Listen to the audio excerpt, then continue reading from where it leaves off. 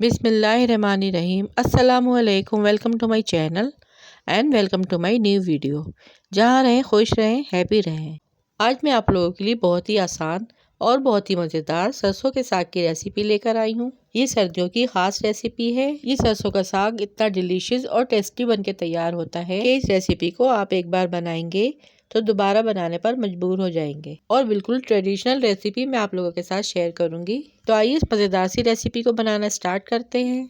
यहाँ पे मैंने 1 किलो सरसों ली है और आधा किलो पालक। अब इन दोनों चीज़ों को मैं अच्छे से वॉश करके इसकी बारीक कटिंग कर लूंगी और इसे साइड पर रख दूंगी। यहाँ पे मैं सरसों का साग गोश्त के साथ बना रही हूँ, जिसके लिए कढ़ाई में 1 कप कुकिंग ऑयल ऐड करेंगे और 2 मीडियम साइज की बारीक कटी हुई प्याज ऐड कर दूंगी और इसको लाइट ब्राउन होने तक फ्राई करूंगी।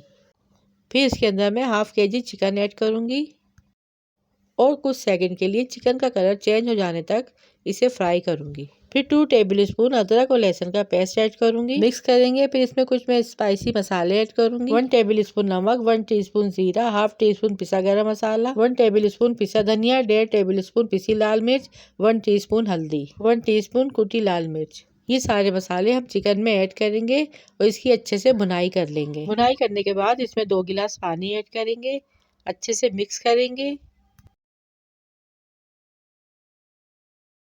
अब इसमें 3 मीडियम साइज के टमाटर, जिसे मैंने छोटे टुकड़ों में काट लिया है, वो ऐड कर देंगे।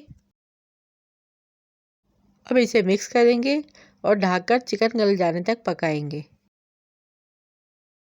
यहाँ पे 15 मिनट के बाद चिकन अच्छे से गल चुकी है और मसाला भी अच्छे से भुन चुका है। अब सारी चिकन को एक बाउल में निकाल लेंगे और इसी मसाले में बारीक कटी हुई सरसों और पालक इसमें ऐड कर देंगे। अच्छे से इसकी मिक्सिंग करेंगे।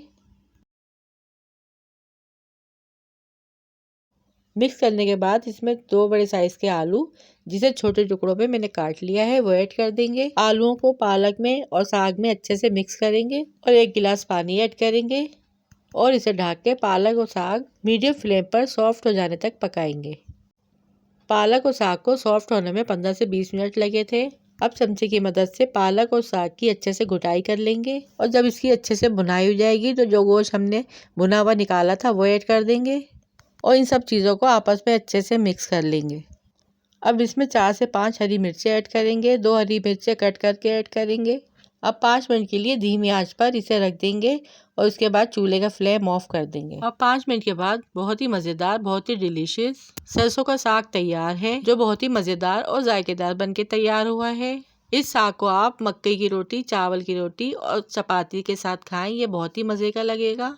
अगर आपको ये मेरी आज की रेसिपी पसंद आई है तो वीडियो को लाइक, शेयर और चैनल को सब्सक्राइब लाजमी कीजिएगा और कमेंट्स में लाजमी बताइएगा कि आपको ये मेरी आज की रेसिपी कैसी लगी।